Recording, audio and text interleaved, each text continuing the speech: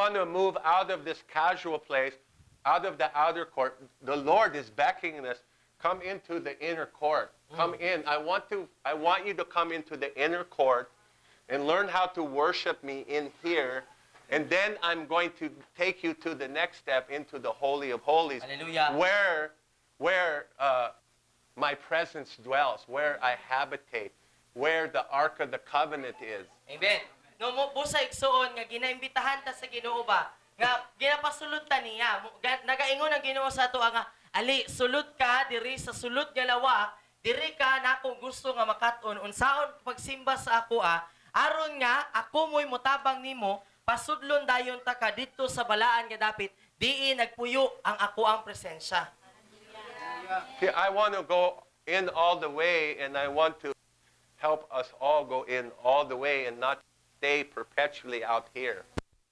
Sulod igsoon, kitang tanan, matabangan kitang tanan, nga makasulod yun sa pinakabalaan nga dapit, aron nga dili ta magpabilin nga dili ra tataman. Hallelujah. Not for myself, but for Him. It's what He wants. Dili para sa akong kagalingon, apan para sa Ginoo, kay mo man iyang gusto. Okay, so we cannot do it without an established fivefold. Busa, dili nato na mabuhat igsuon. Kini atong gihisgutan nga presensya, pagsulod sa balaan nga dapit, kung dili ma-establisar, mapahimutang ang 5 kapilo. Because it takes an established fivefold, apostle, prophet, evangelist, teacher, and pastor, to mature the church. Tungod kay gikinahanglan ang 5 kapilo nga maestablisar, apostol, propeta, ebanghilista, magtutudlo ug pastor, alang sa paghamtong sa iglesia. A pastor cannot mature the church by himself. Busa igsoon Or kung pastor lang ang naa sa iglesia, dili gyud siya mahamtong ang mga gibalaan sa Ginoo. An apostle by themselves cannot mature the church either. Kung apostol lang pod, dili pod niya kaya nga mohamtong sa iglesia. We need all 5 Mo nang gikinahanglan nato ang tanan nga 5 working together to mature the nga church. nagtinabangay aron sa pagbansay ug Okay. paghamtong sa iglesia. So I want you to think about a different concept about what is maturity. No, busa gusto nako karon nga maghuna-huna mo og lahi na pod nga konsepto mahitungod sa pagkahamtong. Because maturity leads to holiness. Tungod kay ang pagkahamtong mo'y magdala nato ngadto sa pagkabalaan. See, the holiness cannot go in, an unholy thing or unholy person cannot enter into the Holy of Holies, Ang dili where the balaan, presence of God dwells. ang dili balaan nga tawo or ang dili balaan nga butang, dili magkasulod sa pinakabalaan nga dapit diin nga nagpuyo ang presensya sa Ginoo.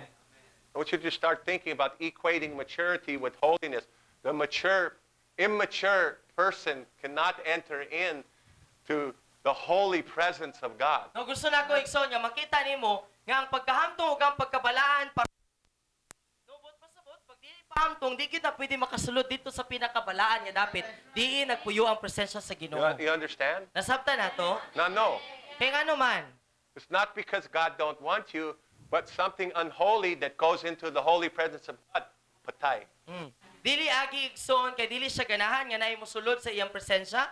Apan tungod kay nasayod ang Ginoo nga kung adunay dili balaan nga tawo or butang nga mosulod sa iyang balaan nga dapit ti nagpuyo ang iyang presensya, patay.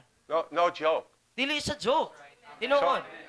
So He's trying to cleanse us and clean us and prepare us as a bride without spot or wrinkle or blemish so we can go in where He wants to meet with us. Hallelujah. Busa ginaandam ta sa Ginoo karon igsoon, ginahinluan ta niya.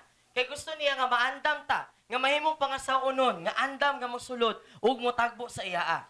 See, the outer court is okay, but do we want to stay there forever? No, igsoon, maayo man ang naa sa gawas nga lawa. Pero sa tanang panahon, hangtod sa mamatay ka, mabugtuan kag kinabuhi, diha na lang yung kataman. I don't want to stay in the outer court. Dili ko gusto.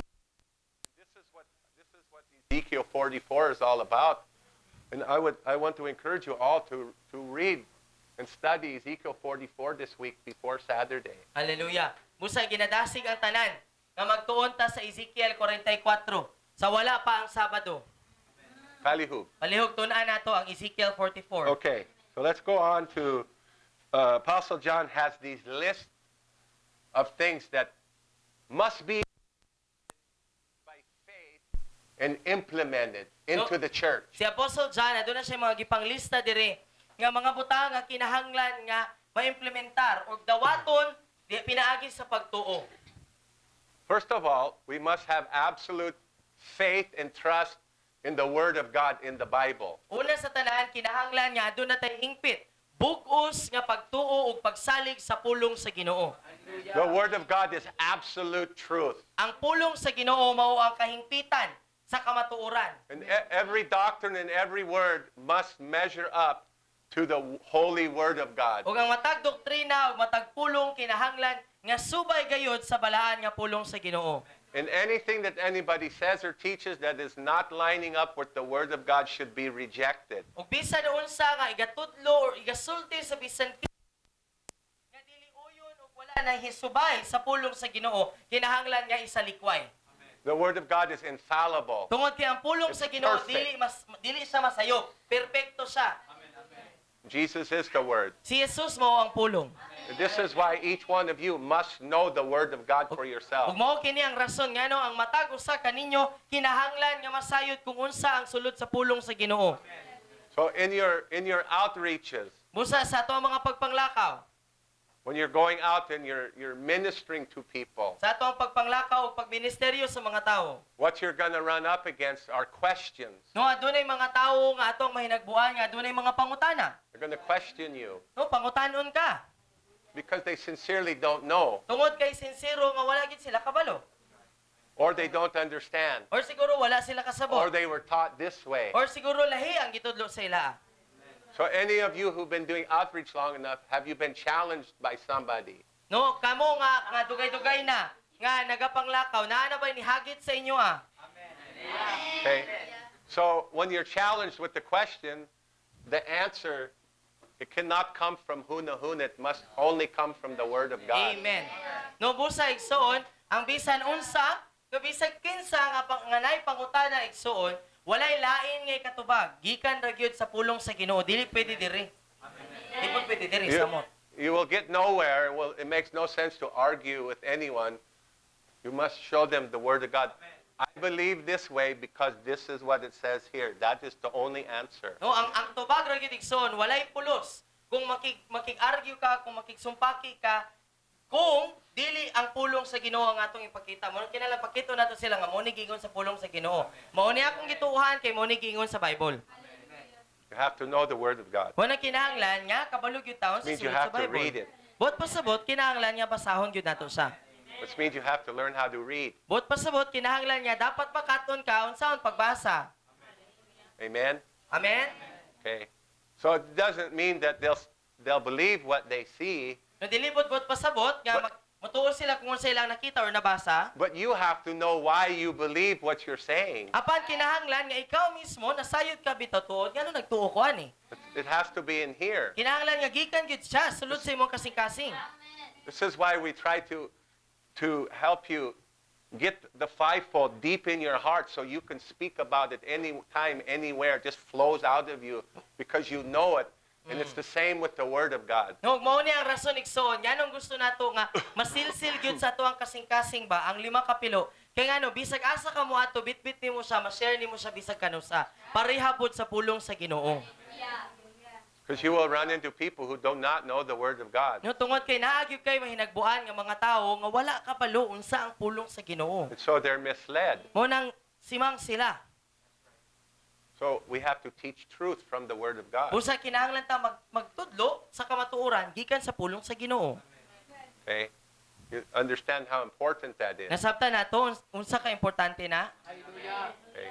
If you don't know the Word of God, you will be easily deceived. No kay kung wala ta kabalo unsay sulod sa pulong sa Ginoo, sayon ra jud kayo ta uwaton. Okay? So, number 2, we must believe in the experiential. That means you have to experience for yourself the baptism of the Holy Spirit. Amen. No, ikaduha nga kinahanglan nga masinati ug tuuhan nato ang pagsinati sa pagbautismo sa balaang espiritu. Each one of you must experience for yourself the baptism of fire and the Holy Spirit. Ang matag usa kaninyo kinahanglan nga makasinati. No, nga mabautismohan unsay pamati unsa diay nang pagpabautismo sa balaang espiritu. You must not just be filled with the Holy Spirit. You need to be baptized with fire. No dili igo igsoon nga puno ka lamang sa balaang espiritu apan kinahanglan nga mabautismohan ka sa kalayo. Okay, why is that important? Nga naman nga importante na. Because first of all, the majority of the church around the world does not believe in that. No apan una sa tanan igsoon, daghan kayo sulod sa iglesia ang dili motuo ni ana. And the evidence of being baptized in the Holy Spirit very often means speaking in tongues. No ug ang usa sa mga ebidensya kasagaran nga kung mabautismohan ka sa balaang espiritu makasulti ka og laing pinulungan. It's in the Bible. Naana siya sa Biblia. Okay? So how many of you have heard from Christians speaking in tongues is of the devil? Raise your hand if Pila man ninyo you dire heard that. nga nakadungog nga giingnan mo nga kanang magraba-raba mo diha gikan man na sa yawa. Kana mag-speak in tongues, Speaking isang in tongues kamot. is of the devil. No, You pila man heard ninyo. that. Many of them. No, Many of you daghan. heard that. Nakadungog. But you can't find that in the Bible. Apan igsoon kanang ilang giingon dili nimo mabasa sa Biblia. And you ask them, well, what scriptures are you using to support your belief? Nya kung imo silang pangutanon igsoon nga unsa man nga bersikulo ang imo ang gibarugan para masuportahan ang imo ang gituohan. I always ask that question. Kanunay nako nang gipangutana. And even pastors say, well, I don't know, I learned that in Bible college. Nabisan gani mga pastor nga mag-ingon niya na igsoon, moingon sila nga wala ko kabalo basta gitudlo na sa Bible college. This is what we learned. Mo ni ang gitudlo sa amoa You sa don't Bible have any school. scriptures to support your theology. No, wala kay baruganan nga bersikulo para masuportahan ang imong teolohiya. And sometimes there's many people who have belief system that's not based on scripture. Nya usahay pud igsoon adunay mga tawo nga ang ilang sistema sa ilang pagtuo dili subay sa bersikulo sa kasulatan. So if you study John chapter 14, 15, 16, and 17, you discover who is the true teacher of the church. No, kung imong tunan ng Juan 14 taman 17, diha nimo makita kung kinsa ang tinuod nga magtutudlo sa simbahan. Who's the teacher? Kinsa man ang magtutudlo? Holy Spirit. Ang balaang espiritu. Who inspired the men to write the Bible? Kinsa man ang naghatag og tihog para makasulat sa Biblia. So who can teach the Bible better than Holy Spirit? No bot pasabot kinsa may mas maayong matudlo sa Biblia gawas sa balaang espiritu. But yet, we know personally pastors who have said, I do not need Holy Spirit. Oh. No personal nga I don't nakadungog need him. mi. Og pastor, nga ningon gyud nga ay di naman ako kinahanglan ang Holy Spirit. Pastor, You ever heard that? nanamoy nadunggan ana? I'm like, oh my God. You don't need Holy Spirit? You will be deceived in 2 seconds. Correct. No, moingon ka nga dili ka magkinahanglan or wala ka na kinahanglan sa balaang espiritu. 2 ka segundo lang, lalinla na ka. So we are the temple of the Holy Spirit. Kita ang templo sa balaang espiritu. And we need that baptism of fire and the Holy Spirit. Ug nagkinahanglan ta ni ana nga pagbautismo sa kalayo ug sa balaang espiritu. Because that fire of the Holy Spirit is going to teach us all truth. Tungod kay kana nga kalayo mo ay magtudlo kanato sa tanan nga kamatuoran. That Holy Spirit is going to bring revelation to us who is Jesus Christ. Tungod kay ang balaang espiritu mo ay maghatag kanato og pagpadayag kung si kinsa si Ginoong Hesukristo. Amen? Amen. Amen. So most Christians will argue when I was born again, I was baptized in the Holy Spirit. No, daghan ang mga Kristohano igsoon nga moingon nga ay sa diha nga na born again ko, automatic naman to bautismohan ako daan sa balaang espiritu. But that is not true. Apan dili na tinuod. You got Luke 24:49. Oh, Lucas 24:49. Let's read this. And behold, I will send forth upon you, what my Father has promised, but remain in the city. Jerusalem until you are clothed with power from on high. Who said that? Isa kay nguna na. How do you know? Yun sa inyong pagkabalo. It says red. It's in red. Right? So, yeah, that's right. If you back up, you'll see this is Jesus. Jesus, he was resurrected, and now he came to his disciples, and he's talking to them.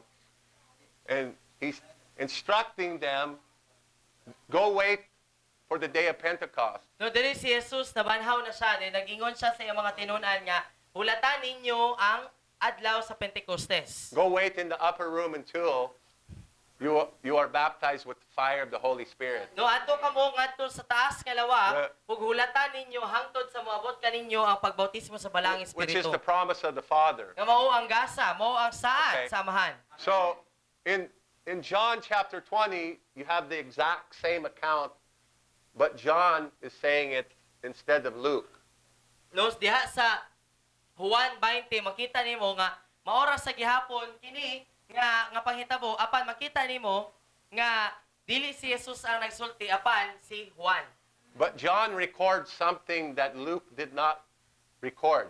Apan si Juan dito sa libro ni Juan makita nimo nga adunay na nasulat si Juan nga wala nasulat ni Lucas. And Luke recorded something that John did not record. Kunya si Lucas na siya nasulat nga wala po nasulat ni Juan. But if you look at the set of scriptures, they're the exact same circumstance. No, apan kung imong tun-an kini nga mga bersikulo makaingon ka nga pareha ra ni nga panghitabo.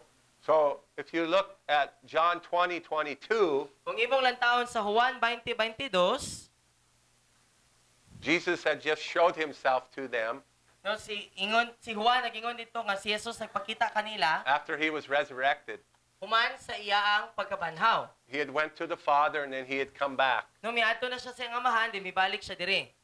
And this is when doubting Thomas, when Thomas said, "I don't believe it," and Jesus said, "Touch me. Look at my wounds. Look at my wounds in my wrist. Touch my side where I was stabbed with the sword." No, mo niya ang panahon nga si Tomas nga madudahon nga ningon nga dili ko katuo, dili ko matuo nga ikaw na. Then ningon si Jesus nga sige, awiri ang ako mga samad, hikapa Okay. ko. Interestingly, you back up to verse 21. Kung atras ka sa 21, Jesus said to them, "Peace to you. Just as the Father sent me forth, I'm sending you."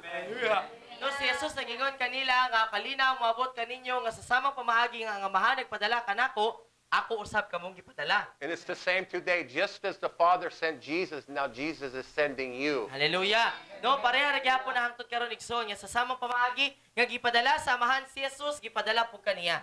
And having said this, he breathed on them and he said, "Receive the Holy Spirit." Hallelujah. Kunya human niyang mingon niini iya silang giginhawaan ug mingon siya kanila ata ang balaang espiritu. This is when they were born again. No, mao ni ang unang higayon nga natawo sila pag-usab. See, they were not born again until Jesus was died, buried, and resurrected. No, buot pa sa butigsoon ang mga tinunan ni Jesus, wala sila natawo pag-usab hangtod sa gawas atong panahon nga namatay, gilubong ug nabanhaw sa makausa si Jesus. Jesus had to have his sacrifice on the cross and shed his blood first. No, gikinahanglan usa nga mamatay si Jesus, isakripisyo ang iyang lawas o giulang iyang dugo. And then he had to take his blood, literally take his blood up into the heavenly holy of holies and apply his blood to the mercy seat in heaven. Unya, gikinahanglan niyang dalon nga literal igsoon, nga miadto si Jesus ngadto sa amahan, unya iya ang gibutang, ang iya ang dugo ngadto sa balaan nga dapit diin naa ang likuranan sa kaluoy. Remember, on the earthly tabernacle was a copy of the heavenly Kay tabernacle. nung mo igsoon nga sa yutanon nga tabernakulo adunay lingkuranan sa kaluoy nga pahiran nilang dugo. This is why when Jesus saw Mary, he said to Mary, "Don't touch me. I'm not ascended to my Father yet." Mo ni ang rason. Ngano nga si Jesus sa diha nga nakita sa ni Maria, miingon siya nga ayaw ko gikapa kay wala pa ko kasaka sa akong amahan. He had not taken his blood and applied it to the mercy seat. Kung wala pa ning saka si Jesus dito sa langit aron nga ipahid ang iyang dugo ngadto sa lingkuranan sa kaluoy. No one could be born again until after he applied that blood to the mercy seat. Buot pa sa butigsoon, walay bisan kinsa nga natawo pag-usab. Gawas ni adtong pagsaka ni Jesucristo hangtod sa nisaka si Jesus ug ipahid ang iyang dugo dito sa lingkuranan sa kaluoy. Then he came back. Unya mibalik siya. He showed himself to them. Iyang gipakita ang iyang kagalingon sa And he ila. breathed on them. Receive the Spirit. Unya giginhawaan niya sila, unya mingon siya nga dawata ang Espiritu Santo. But yet, this was not the promise of the Father. Apan igsoon dili pa kini mao ang saad sa amahan. This was the seal or the mark of the Holy Spirit. Mao lamang kini ang selyo or ang patik sa balaang espiritu. when they were born again. Sa diha nga natawo sila pag-usap. Then if you go back to Luke, Kunya, kung mabalik ka dito sa Lucas 24, go back to Luke.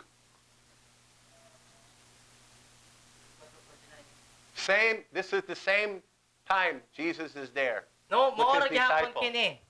Kapang hitabo. See, back up some. Atara sa gamay. Back up some. Okay? Thus it is written. You go on, okay. Scroll, no, go the other way. 47. Okay? You are these witnesses, and behold, I will send forth upon you what my Father has promised. Verse 49. Right? So this is the same time. If you back up, you see it's the same story. One is by Luke and one is by John. No, kung atras ka na nga bersikulo pataas, Sigson, makita nimo nga maora gihapon nga sugilanon, maora gihapon nga story. Ang isa si Lucas nagsulat, ang isa si Juan. And after he breathed on them and said, receive the Spirit, then he instructed them to go wait in Jerusalem until they are clothed with power from on high. Hallelujah. No, humaniya o paghinhawa kanila, o niya ingnan sila nga dawata ang balaang espiritu, gisugo niya sila nga lakaw kamo sa Jerusalem, unya hulata ang saad sa amahan nga mo ang balaang espiritu, aron nga kanang masuotan mo sa gahom gikan sa kahitasan. The breathing was the seal or the mark of the Holy Spirit. Buot pa sa mutigson, ang Born again. paghihawa ni Jesus, maulamang ka to ang pagsilyo or ang pagpatik sa balaang espiritu. Maulamang to ang panahon nga na born again sila. Every angel and every demon sees that mark on you. No, ang matag anghel, matag yawa igsoon, matag demonyo, makita niya ka nga patik niya sa You are imo. marked for Jesus and they all know it. They can see it. No, makabalo ang mga anghel o ang mga demonyo nga nakay patik para kang Jesus niya, makita na nila. But that is not the promise of the Father. That's not the baptism of the Holy Spirit and fire. That's just the seal. No, pero dili pa na mao igsoon ang saad gikan sa amahan. Patik ra na siya. No, selyo lang. Lahi tong pagpabautismo sa balaang espiritu. And this is why after he breathed on them and said, receive the Spirit, that's when they're born again. After that, at the same time, he said, now, go wait in Jerusalem until you're endued with power from on high. No, dahil mo na nga ni anang panahon na igsuon nga ni ana pod nga sitwasyon niya humaniya o paginhawa sa ilaa sa balaang espiritu gisugo pod niya sila nga maghulat kamo dito sa Jerusalem maghulata ang gahom gikan sa kahitasan. So being born again, Ixon, is only the first step. And we have millions of Christians in church who've only received the first step and they reject the baptism of fire and of the Holy Hallelujah. Spirit. No, ang pagkatao pag-usab igsoon unang ang lamang kana sa pagkakristohanon.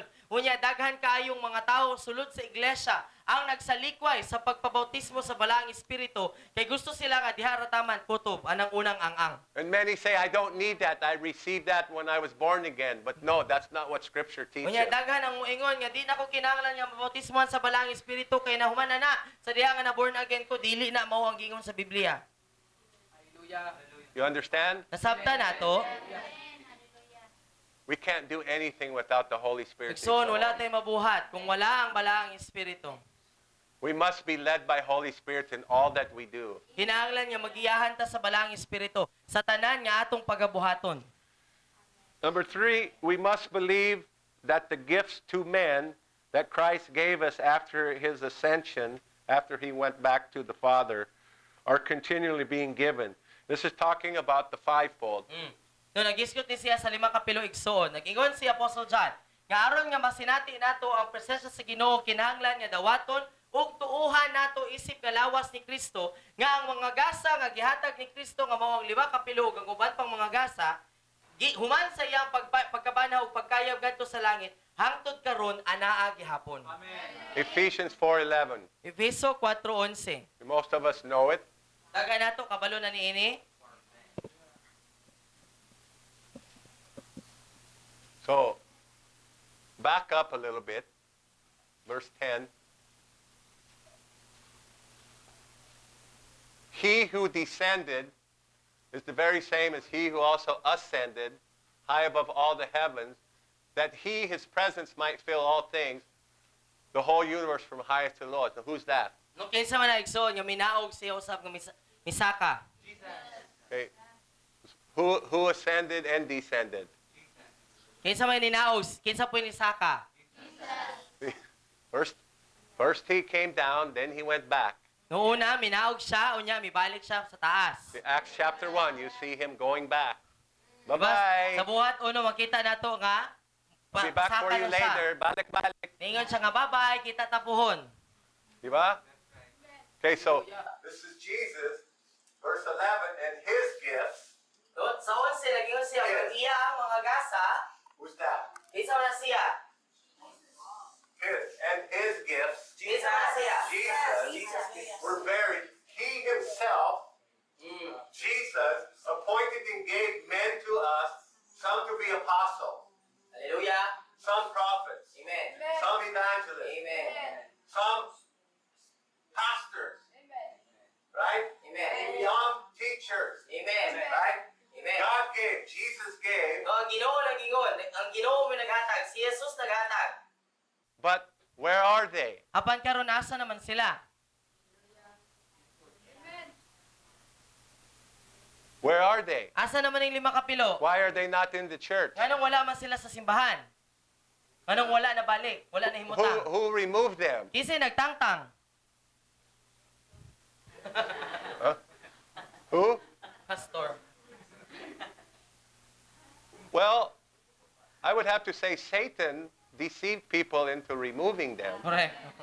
No? Ang And yes, yawa. men had to come in agreement with Satan in order to do Ni that. Satanas, mo'y naglinla. No, gilinla ni Satanas ang mga tao o ang tao pod misgot. Natangtangon ang 5 kapilo. But Jesus himself was the one who appointed Apan si Yesu and gave Kristo mismo, to men. mo'y nagbutang o naghatag sa tao. And then, why did he give them? Kunya nganong gihatag man niya ning 5 kapilo? Verse 12. Sa 12. Scroll. What? Why? His intention. This is why. Was perfecting and full equipping of. The same. Who's that? No, ang tumong igsoon, mao ang paghingpit. Are you a saint? Gibalaan ba ka? Got anybody here? You're not a saint? Na ba diri nga wala pagibalaan sa Ginoo? Go talk to Kier. Oh, storyaan niyo si Kier. Kier will help you to become a saint. Si Kier may mutabang nimo aron nga mahimo kang mambalaan ka. Balaanon diha sa Ginoo. To be a saint, you must be born again. No, aron nga mahimo tang balaan, kinahanglan niya matawo pag-usap. Okay? So Jesus' intention for giving the fivefold was to perfect and equip the saints, or to mature the saints, that they should do the work of ministering. They should do the ministry. No, ang tumong ni Jesucristo nganong gihatag ang 5 kapilo alang sa paghingpit ug pagsangkap ug pagbansay sa mga gibalaan para sila mo'y mubuhat sa mga buluhaton. See, it doesn't say the pastor does it. It says all 5 of them mature. Amen. All 5 of them equipped. No, wala All nang 5 of them perfect. wala naging igsoon nga si pastor lang mo'y mubuhat or si pastor lang ang muhamtong. Apan silang 5 mo'y mubansay, silang 5 mo'y muhamtong. To equip you to do the work of the ministry. Aron nga masangkapan ka nga makabuhat ka sa buluhaton sa Ginoo. You're being equipped to do the work of the ministry. No, ginabansay ka, ginasangkapan ka. Not to sit on your dapi-dapi. Dili lang para mulingkod sa imong lingkuranan. Hallelujah. Okay? So Lord, why you need to learn to minister? To build up Christ's church. Amen. No, nganong kinahanglan daw ta mobuhat sa buluhaton aron sa pagtukod sa lawas ni Kristo. So how is Christ's church going to be built up without fivefold and mature saints doing the work of the ministry? Usa igsoon, unsahon man pagsangkap, unsahon paghantong, unsahon nimo pagbuhat sa buluhaton, unsahon nimo pagbansay kung wala ang 5 kapilo para nga makabuhat ka sa buluhaton sa Ginoo. Do you understand? Jesus Christ gave the fivefold to equip the saints, to mature the saints, to perfect the saints, to do the work of the ministry, to build up Christ's church. Amen. Nung nasabtan nato igsoon nga gihatag ang 5 kapilo alang sa pagsangkap sa toa, pagbansay sa toa, aron nga mohamtong ta para makabuhat ta sa buluhaton sa Ginoo, para matukod nato ang lawas ni Kristo. And this must be accepted as a truth. Busa kinahanglan nga madawat ni isip nga kamatuoran.